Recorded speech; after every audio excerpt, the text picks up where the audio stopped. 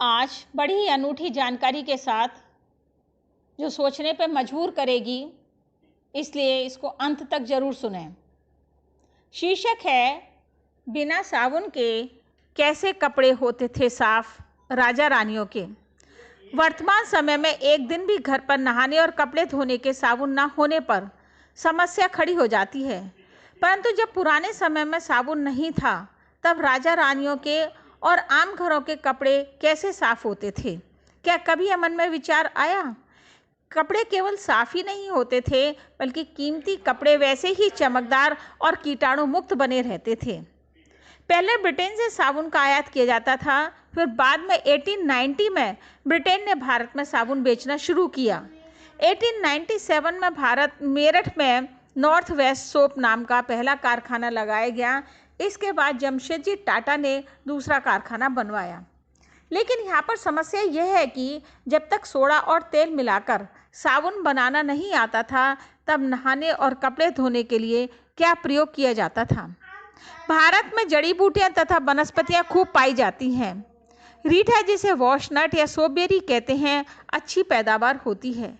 आयुर्वेद की बात करें तो यह आयुर्वेद के लिए सबसे प्रिय जड़ी बूटी है। यह प्राकृतिक होने के साथ साथ सस्ती और दोबारा प्रयोग होने वाली है। राजा महाराजा अपने बगीचों में इसकी खेती करवाते थे। यह रीठा जैसे ही पानी के संपर्क में आता है, साबुन का कार्य करने लगता है।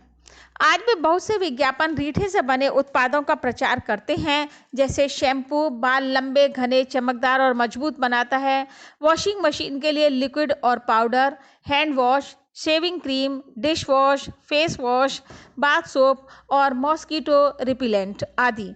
इन सब चीज़ों में रीठे का खूब प्रयोग किया जाता है।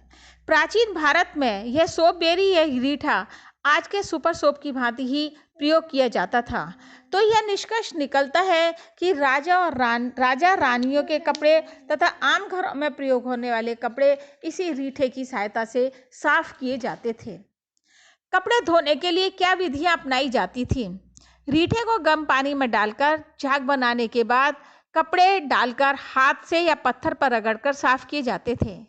नंबर 2, उबलते पानी में कपड़े डालकर ठंडा होने पर पत्थर पर पीट पीट कर साफ किए जाते थे, जैसा कि आज भी धोबी घाटों पर धोबी करते हैं। नंबर 3, हमारे यहाँ ग्रामीण क्षेत्रों, नदी तथा तालाबों के किनारे पर सफ़ेद रंग का पाउडर पाया जाता है, जिसे रेह कहते हैं। इसका प्रयोग 17वीं शताब्दी में कपड़े धोने के लिए किया जाता था।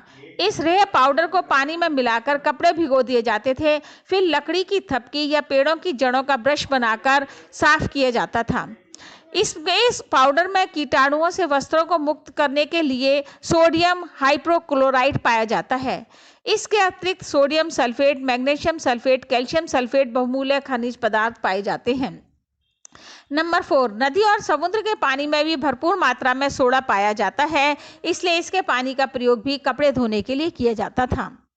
अब नहाने के लिए क्या प्रयोग करते थे साबुन आने से पहले? अब प्रश्न आता है कि नहाने के लिए हम क्या प्रयोग करते थे? इसके लिए कहा जाता है कि साबुन बनने से पहले मिट्टी या राख शरीर पर मल करके नहाते थे।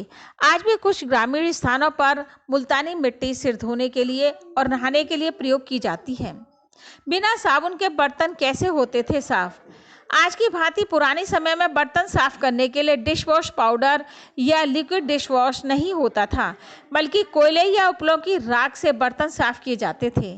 परंतु वर्तमान युग ने इतना सुविधाभोगी बना दिया है कि एक भी वस्तु सुविधा के अनुसार ना मिले तो कुछ ऐसी समस्याएं खड़ी हो जाती हैं।